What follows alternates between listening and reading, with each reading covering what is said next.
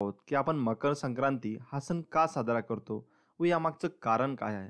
आपण हिंदू आहोत, आपण सनातनी आहोत, तरी आपल्याला माहीत नाही की आपण मकर संक्रांती हा सण साजरा कशासाठी करतो.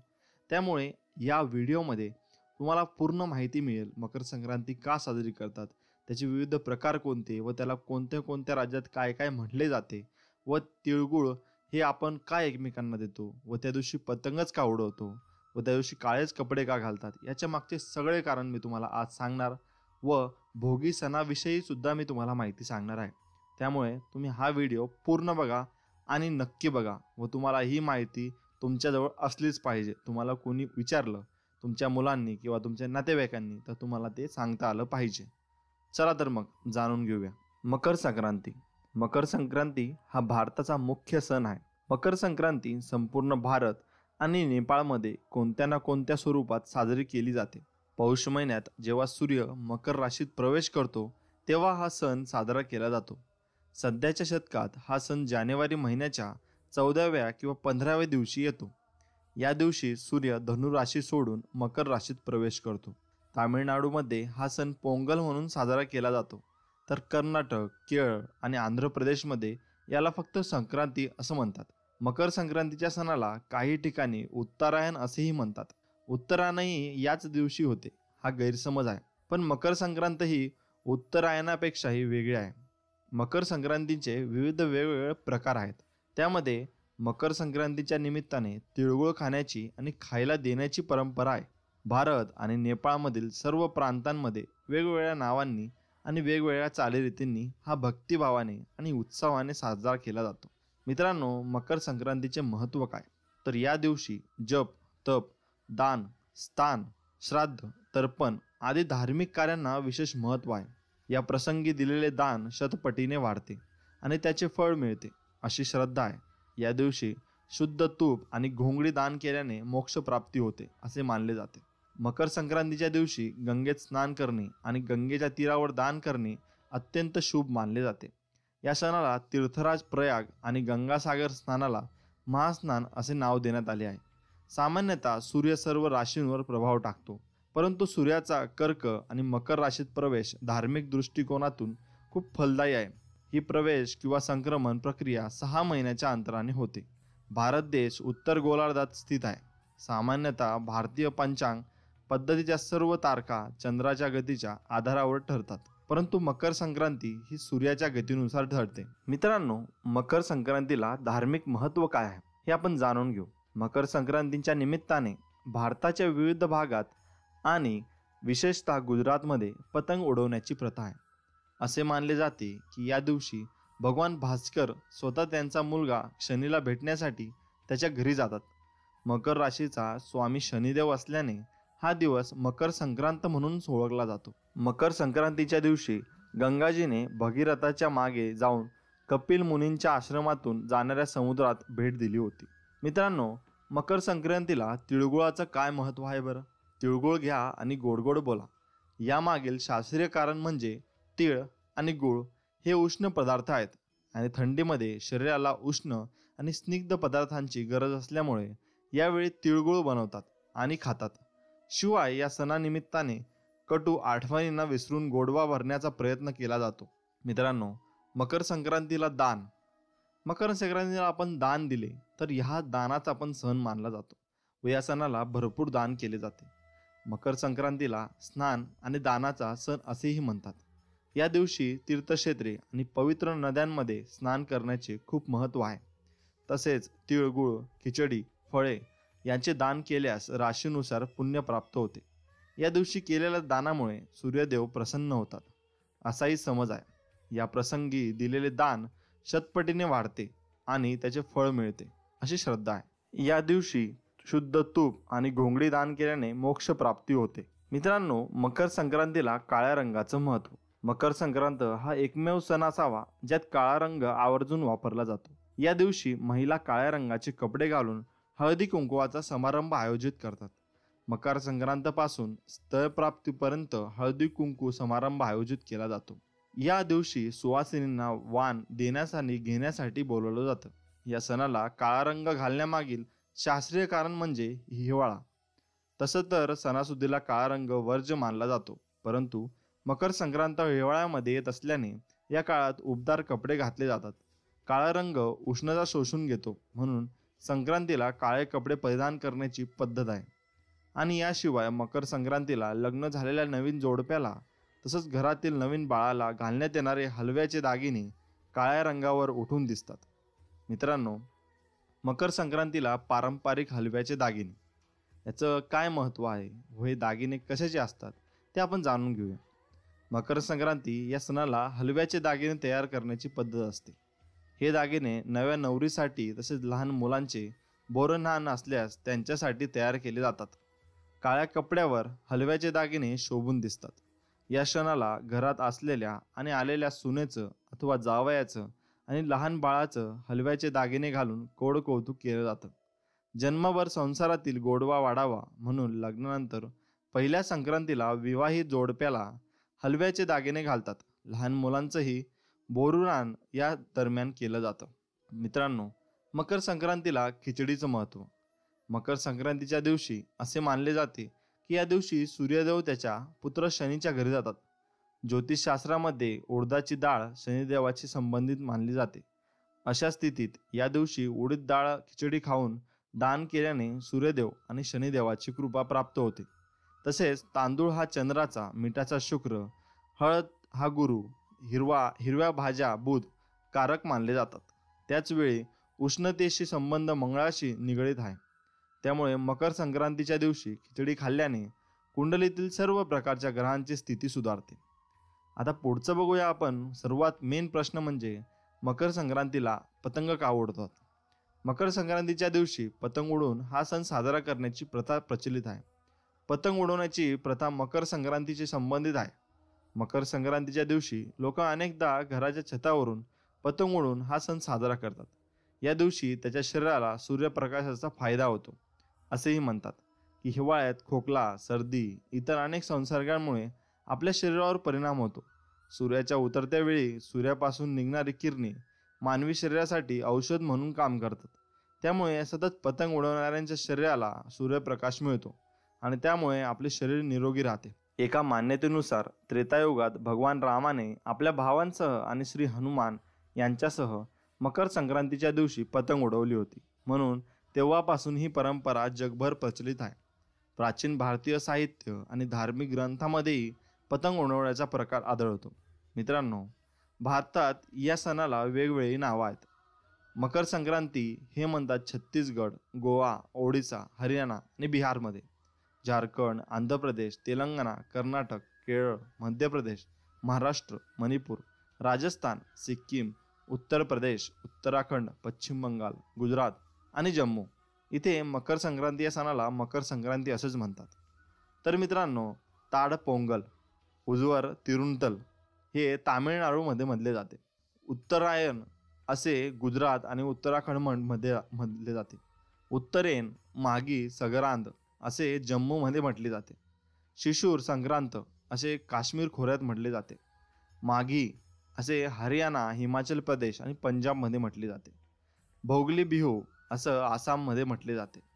खिचडी असं उत्तर प्रदेश आणि पश्चिम बिहारमध्ये म्हटले जाते. पौष संक्रांती असे पश्चिम बंगालमध्ये म्हटले जाते आणि मकर संक्रमण असे कर्नाटकमध्ये म्हटले जाते.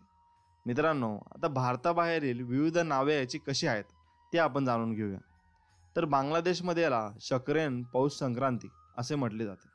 नेपाळमध्ये माघे संक्रांती किंवा माघी संक्रांती, खिचडी संक्रांती असे म्हटले जाते.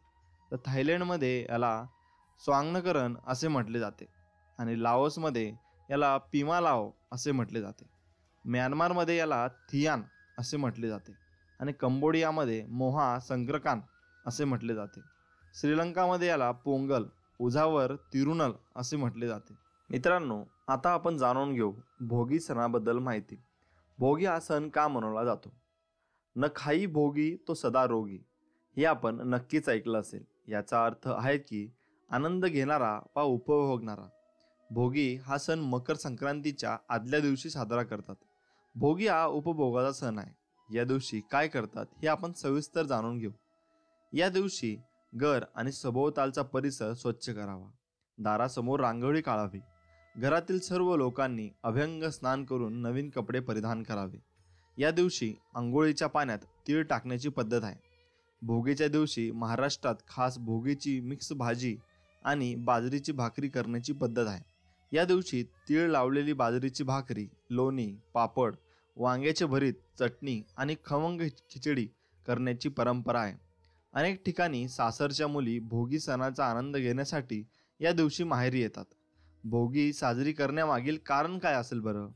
तर इंद्रदेवाने धर्तीवर उदंड पीक पिकवावी म्हणून प्रार्थना केली होती. म्हणून पीक वर्षानुवर्ष असेच पिकत राहावी या प्रार्थनेसह भोगी साजरी करण्याची प्रथा आहे. या दिवशी काही राज्यांमध्ये लहानशी होळी पेटवून त्यात काही वस्तूंची आहुतीही दिली जाते. या दिवशी करण्यात येणारी भोगीची भाजी खूपच पौष्टिक असते. हिवाळ्यात सर्व प्रकारच्या भाज्या येतात. शेताला नवीन बहार आलेला असतो. त्यामुळे या काळात भोगीची भाजी आणि तीळ लावलेल्या बाजरीच्या भाकरीचा स्वाद घेतला जातो. या पदार्थामधून उष्णता येते, ज्यामुळे शरीर पुन्हा वर्षभर काम करण्यास सज्ज होतं. मित्रांनो, संपूर्ण भारतभर हा सण साजरा केला जातो. या सणाला देशभरात वेगवेगळी नावे आहेत. तामिळनाडूत हा सण पोंगल, तर आसाममध्ये भोगली बिहू नावाने ओळखला जातो. पंजाबमध्ये लोहिरी, तर राजस्थानमध्ये उत्तरावण म्हणून साजरा केला जातो. या दिवशी जुन्या वाईटाचा त्याग करून चांगल्या गोष्टी अंगीकारल्या जातात. वर्षभर काही चुकले असल्यास तिळगुळ देऊन क्षमा मागितली जाते आणि वर्षभर नात्यातील गोडवा टिकून राहावा अशा शुभेच्छा दिल्या जातात. मित्रांनो, मकर संक्रांतीला खिचडी का बनवतात व लोकप्रिय अशी कथा आणि धार्मिक महत्त्व हे दोन्ही आपण जाणून घेऊ. इंग्रजी कॅलेंडराप्रमाणे मकर संक्रांती हा नवीन वर्षातील पहिला सण मानला जातो. या दिवशी सूर्यदेव धनु राशीतून निघून मकर राशीत प्रवेश करतात, म्हणून याला मकर संक्रांत असे म्हणतात. यावेळी मकर संक्रांती मित्रांनो सोमवारी येणार आहे, तेही 15 जानेवारीला. तर या दिवशी पवित्र नदीत स्नान आणि दान करण्याचे विशेष महत्त्व आहे. मकर संक्रांतीच्या दिवशी गूळ, तूप, मीठ आणि तीळ याशिवाय काळी उडीद डाळ, तांदूळ इत्यादींचे दान केले जाते. तर मित्रांनो, खिचडीची लोकप्रिय कथा ही काय आहे बरं, आपण ते जाणून घेऊया. मकर संक्रांतीच्या दिवशी बाबा गोरखनाथांच्या काळापासून खिचडी बनवणे, खाणे, दान करणे इत्यादी प्रथा सुरू झाली. खिचडीबाबत अशी प्रथा आहे की जेव्हा खिलजीच्या हल्ल्यात नाथरोगींनी जेवण बनवायला वेळ मिळाला नाही आणि यामुळे ते उपाशी पोटी लढायला जायचे, तेव्हा बाबा गोरखनाथांनी डाळ भात भाजी एकत्र शिजवण्याचा सल्ला दिला. पटकन शिजलेल्या खिचडीने योगीचे पोटही भरले जात आणि ती पौष्टिकही आहे. त्याला बाबा गोरखनाथांनी खिचडी असे नाव दिले. यानंतर खिलजीपासून मुक्त झाल्यानंतर मकर संक्रांतीच्या दिवशी योगींनी उत्सव साजरा केला आणि लोकांमध्ये खिचडीचे वाटप केले. तेव्हापासून मकर संक्रांतीच्या दिवशी खिचडी बनवण्याची प्रथा सुरू झाली.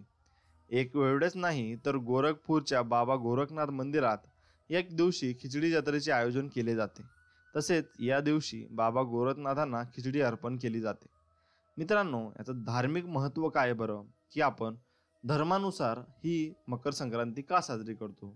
तर मकर संक्रांतीच्या दिवशी असे मानले जाते की या दिवशी सूर्यदेव त्याच्या पुत्र शनीच्या घरी जातात. ज्योतिषशास्त्रामध्ये उडदाची डाळ शनिदेवाची संबंधित मानली जाते. अशा स्थितीत या दिवशी उडीद डाळ खिचडी खाऊन दान केल्याने सूर्यदेव आणि शनिदेवाची कृपा प्राप्त होते. हे यामागचं धार्मिक महत्त्व आहे. तर मित्रांनो, आपण पुढचं जाणून घेऊया की या सणाबद्दल आपण अजून काय माहिती घेऊ शकतो. तर आपण जेव्हा तिळगुळ वाटतो व एकमेकांना शुभेच्छा देतो, तेव्हा आपण नेमकं काय करत असतो? तर तेव्हा आपण आपले कुटुंब, आपले नातेवाईक यांना आपण तिळगुळ वाटत असतो व एकमेकांना आपण सल्ला देत असतो की तिळगुळ घ्या आणि गोड गोड बोला, असं आपण सांगत असतो. पण मित्रांनो, कुटुंबातील महत्त्व काय असते व याचे खरे महत्त्व काय आहे हे आपण कधी जाणून घेतले आहे का? तर खरं तर कुटुंब या शब्दाविना तुमचं आयुष्य अपूर्ण आहे. सुख असो वा दुःख असो, कुटुंब आहे तर आपण आहोत. आपल्या आधारासाठी इतर कोणी नसलं तरी आपलं कुटुंब नेहमी आपल्या आधाराला असतंच. कुटुंब मोठं असो वा छोटं असो, प्रत्येकालाच कुटुंबाच्या सानिध्यात आपलंसं वाटतं. कोणतंही संकट आणि आर्थिक समस्येत असल्यावर सर्वात आधी आपल्या पाठीशी खंबीरपणे आपलं कुटुंब उभं असतं. आपल्या यशाचं आणि प्रगतीचं सेलिब्रेशनही आपलं कुटुंब एकत्र येऊन करतं. पण असं असलं तरी कुटुंबातील प्रत्येक सदस्य एकसारखा नसतो. कोणी थोडं गंभीर स्वभावाचं असतं तर कोणी विनोदी. कोणी शिस्तीचं असतं तर कोणी एकदम मेणबत्तीसारखं विरघळणारं.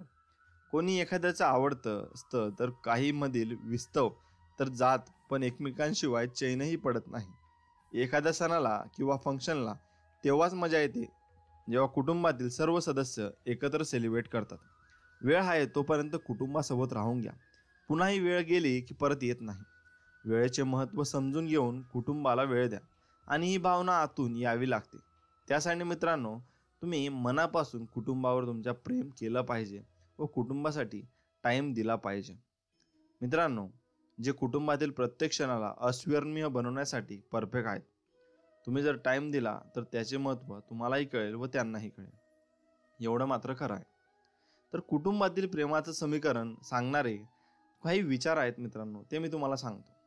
बाकी सगळं खोटं आहे, फक्त आपलं कुटुंब आहे. कुटुंबापेक्षा मोठं कोणतंही धन नाही. वडिलांपेक्षा मोठा कोणी सल्लागार नाही. आईपेक्षा मोठा कोणी सावली नाही.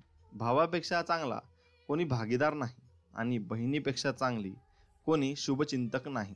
म्हणून कुटुंबापेक्षा आयुष्यात कोणीच महत्त्वाचं नाही. सगळी दुनिया तुमच्याशी स्वार्थापोटी जोडलेली असली तरी कुटुंब नेहमी तुमच्यासोबत निस्वार्थपणे असतं. आपल्या कुटुंबाला मित्रापणाने माना आणि मित्रांना कुटुंबाप्रमाणे माना. मग आनंद आपोआपच तुमच्या दाराशी येईल. कुटुंबाचं प्रेम हा आयुष्यातील सर्वात मोठा आशीर्वाद आहे. आपलं कुटुंब हीच आपली खरी ताकद आहे. जगातील सर्वात महत्त्वाची गोष्ट म्हणजे कुटुंब आहे. कुटुंबाने केलेल्या कौतुकाची सर जगाला कोणत्याही कौतुकाला येणार नाही. कुटुंब म्हणजे आयुष्यातील खरी शाळा आहे. आयुष्य सुंदर आहे कारण कुटुंब आणि सुख एकमेकांसोबत आहेत. मित्रांनो, कुटुंबाबाबतीचे काही विनोदी गोष्टी मी तुम्हाला सांगणार आहे. मित्रांनो, कुटुंब म्हणल्यावर नेहमी गंभीर विचारच केला पाहिजे असं नाही. कुटुंबाची विनोदी बाजू सांगणारे काही विनोदी आणि असे विचार आहेत, मी तुम्हाला सांगतो. जर घरचे रोज सकाळी तुम्हाला उशिरापर्यंत झोपायला देत असतील तर ते तुमच्यावर प्रेम करतात असं नाही, तर तुम्हाला वाऱ्यावर सोडले. हे बघ, इकडे बघ, हा मराठी आईबाबांचा मुलांना शांत करण्याचा राष्ट्रीय मार्ग आहे. कौतुक कितीही करा, तुमच्या आईला या दोन गोष्टी कधीच आवडत नाही. हॉटेलचं जेवण आणि तुमच्या आवडीची पोरगी. आईच्या फोनचा ब्राईटनेस माझ्या फ्युचरपेक्षाही जास्त ब्राईट आहे. जर तुमचा भूतांवर विश्वास नसेल तर तुम्ही कधी फॅमिली रियुनियनला गेला नाहीत. काही कुटुंबांचा जादुई शब्द प्लीज असतो, तर आमच्या घरात मात्र सॉरी आहे. कुटुंब ही फजासारखी असतात, थोडी गोड थोडी नंटी. मुलं तुमच्या घराला उजळवतात कारण ते कधी लाईट बंद करत नाहीत. मी 6 भावंडांसोबत वाढलो आहे, त्यामुळेच मी बाथरूममध्ये साठी थांबल्यावर डान्स करायला शिकलो. माझं कुटुंब खूप विनोदी होतं कारण आम्ही कोणी घर सोडून जायचोच नाही. मित्रांनो, फॅमिलीबद्दलचे काही विचार आहेत, मी तुम्हाला ते सांगतो. एक आनंदी कुटुंब स्वर्गासमान असतं. जगावर प्रेम करायचं असल्यास सुरुवात कुटुंबापासून करा. कुटुंब म्हणजे घराचं हृदय आहे. कुटुंबच तुम्हाला आयुष्यात मोठी आणि यशस्वी होण्यासाठी आधार देतं. कितीही मतभेद असले तरी कुटुंबापेक्षा महत्त्वपूर्ण काहीच नाही. आनंदी कुटुंब म्हणजे स्वर्गाआधीचा स्वर्ग. कुटुंबासोबतचा वेळ खूपच अमूल्य आहे, त्यामुळे तो नेहमी जपून वापरा. कुटुंब ही निसर्गाची सर्वात मोठी कलाकृती आहे. कुटुंब आणि मित्र हे सर्वात मोठे सहाय्यक आहेत. कुटुंब ही मानव समाजातील सर्वात महत्त्वपूर्ण गोष्ट आहे. मित्रांनो, प्रेरणादायी असं कुटुंबाविषयीचे विचार म्हणजे काय आहेत, तर आपली सर्वात मोठी शाळा म्हणजे आपलं स्वतःचं कुटुंब होय. तुम्ही कुटुंब निवडू शकत नाही कारण देव तुमच्याशी ते स्वतः घडवतं व स्वतः निवडत असतो. नाती कधी आयुष्यासोबत चालत नाही. नाती एकदाच जोडली जातात आणि आयुष्यभर नात्यांसोबत आयुष्य सुरू राहतं. घरात एकत्र राहणे म्हणजे कुटुंब नाही. एकत्रित जगणं आणि सगळ्यांची पर्वा करणं याला कुटुंब म्हणतात. जी लोक पैशांना कुटुंब समजतात ती त्यांची सर्वात मोठी चूक असते. जगातील कुठल्याही बाजारात जा, चांगले संस्कार कुठेही मिळणार नाहीत कारण ती कुटुंबाकडून मिळणारी गोष्ट आहे. इतर गोष्टी बदलता येतात पण आपली सुरुवात आणि अंत हा कुटुंब समावेश होतो. कोणत्याही कुटुंबाची समृद्धी आणि आनंद हे त्यांच्यावरील एकजुटीवर अवलंबून असतो. पूर्ण जगात कुटुंबच अशी एक जागा आहे जिथे माणसाला शांतता मिळते. जगातील सर्वात मोठा आनंद कुटुंबासोबत राहण्यात आणि कुटुंबासोबत प्रेम वाटण्यात आहे. मित्रांनो, कुटुंबाच्या काही छोट्या पण महत्त्वाच्या गोष्टी सांगणारे काही विचार आहेत. तर नातं मजबूत करण्यासाठी एक छोटा नियम आहे. रोज काही चांगला आठवा आणि वाईट नक्कीच विसरून जा. या जगात आपली खरी ताकद आपलं कुटुंब आहे, जे आपल्याला आयुष्यात प्रत्येक परिस्थितीशी लढण्याची शक्ती देतं. कधी मोबाईलमधून बाहेर पडून आपल्या कुटुंबासोबतही वेळ घालवा. खरं सुख त्यात नक्कीच मिळेल. आपला अहंकार दाखवून नाती तोडण्यापेक्षा माफी मागून नातं जोडून ठेवण्यात खरं यश आहे. काही वेळा तक्रार करणं गरजेचं असतं, नात्यात स्थिरता आणण्यासाठी. नाहीतर साखरेच्या पाकातील नाती नेहमीच प्रामाणिक असलीत असं नाही. कधीकधी कुटुंबातील सदस्यांशी केलेले भांडण काही मिनिटात संपतं, पण त्यांची समजूत काढायला अनेक वर्ष जातात. कुटुंबातील कोणाचंही मन कधी दुखवू नका, कारण कधीकधी मनातील अंतरांचं रूपांतर घरातील भिंतीत होतं हे कळतही नाही. कुटुंब आणि वेळेचे महत्त्व तुम्हाला या विचारांमधून दिसेल. जे कुटुंबासोबत घालवले ते आयुष्य आणि जे कुटुंबाविना घालवले ते वय. आपण एका खोलीत राहतो, पण ते घर तेव्हाच बनतं जेव्हा आपण त्या कुटुंबासोबत राहतो. कुटुंब हे झाडासारखं असतं, जे कडक उन्हात सावली देतं. आपल्या कुटुंबाबाबत रोज विचार करा, फक्त जगाला दाखवण्यासाठी किंवा इतरांकडून कौतुक करून घेण्यासाठी नाही. कुटुंब ही अशी एक जागा आहे जिथे आपण मनाने एकमेकांच्या संपर्कात येतो. तुम्ही गुलाब असाल तर कुटुंब एक पुष्पगुच्छ आहे, ज्यात तुम्ही सुरक्षित असता. तुमच्या कुटुंबाने जे तुमच्यासाठी केलं त्यापेक्षा जास्त तुम्ही त्यांच्यासाठी करा. कुटुंब फक्त एकत्र राहून नाही, तर एकमेकांसोबत वेळ आणि आनंदात घालवण्याचे बनतं. आयुष्यात आपण अनेक गोष्टी बदलतो, पण सुरुवातीपासून शेवटपर्यंत आयुष्यात कुटुंब कधीच बदलत नाही. कुटुंब आपल्या भूतकाळाशी काल्पनिकरित्या जोडलेलं असतं, तर भविष्याकडे नेणाऱ्या एखाद्या फुलासारखं असतं. मित्रांनो, कुटुंबाप्राप्ती प्रेम व्यक्त करणारे काही विचार असतात. ते म्हणजे कोणताही सोपा मार्ग नको ना कोणती ओळख नव्हे. एकच गोष्ट रोज देवाकडे मागतो की माझ्या कुटुंबातील प्रत्येक व्यक्तीच्या चेहऱ्यावर हसू हवे. खूप नम्रता हवी नाती टिकवण्यासाठी. छळ कपट तर फक्त महाभारतात रचले जातात. संयम आपल्या चरित्राची किंमत वाढवतो, तर मित्र आणि कुटुंब आपल्या आयुष्याची किंमत वाढवतात. कुटुंब हे प्रेमाचं दुसरं नाव आहे. कुटुंब ही प्रत्येक व्यक्तीची पहिली शाळा असते. मातीचं मडकं आणि कुटुंबाची किंमत फक्त ते बनवणाऱ्यालाच माहिती असते, तोडणाऱ्याला नाही.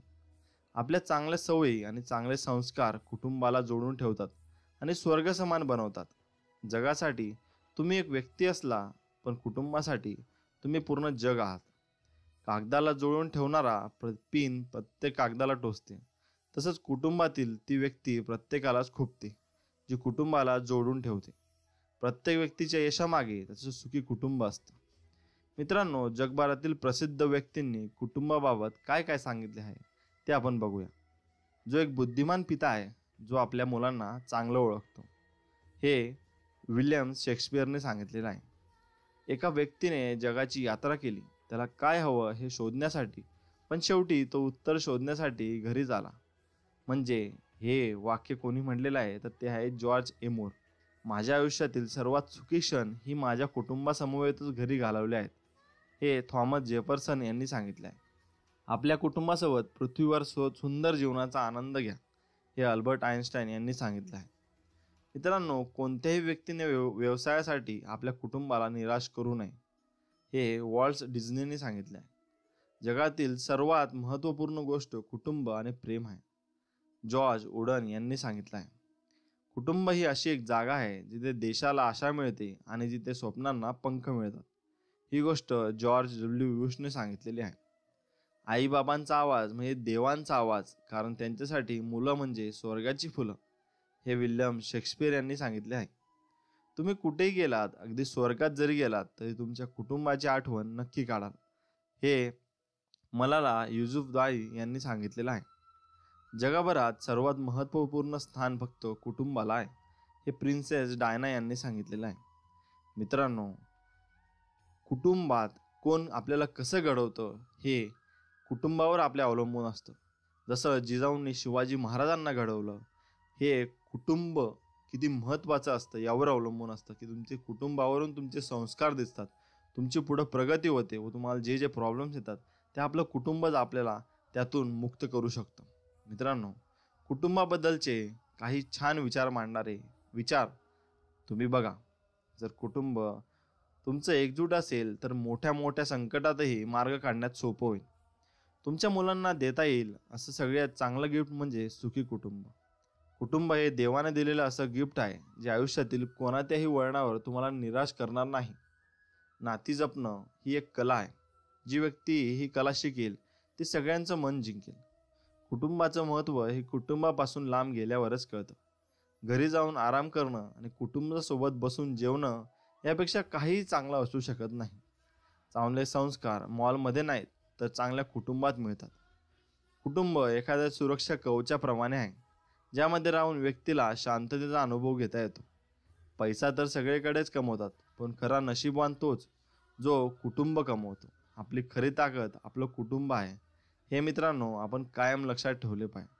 व आपल्या कुटुंबासाठी जे काही करता येईल ते आपण नक्कीच केले पाहिजे. व त्यासाठी किती धडपडा करण्यात येईल तरी चालेल, पण कुटुंबासाठी तुम्ही सर्व गोष्टी केल्या पाहिजे. मित्रांनो, तुम्ही आयुष्यात भरपूर गोष्टी करता, भरपूर काही काही करता, पण तुम्ही जर कुटुंबासाठी काही नाही करू शकला तर तुम्ही आयुष्यात काहीतरी कमी केले आहे यात मात्र शंकाच नाही. कारण कुटुंबासाठी सर्व लोक सगळी गोष्ट करत असतात, हे लक्षात ठेवा. त्यामुळे या मकर संक्रांतीच्या सणानिमित्त मी तुम्हाला सांगू इच्छितो की कुटुंबाला वेळ द्या व कुटुंबासोबत राहा व तिळगुळ घ्या आणि गोड गोड बोला. माझ्याकडून तुम्हाला सुद्धा मकर संक्रांतीच्या हार्दिक हार्दिक शुभेच्छा. व तुम्हालाही मला शुभेच्छा द्यायच्या असतील तर कमेंटमध्ये मकर संक्रांतीच्या हार्दिक शुभेच्छा, तिळगुळ घ्या, गोड गोड बोला असं टाईप करा.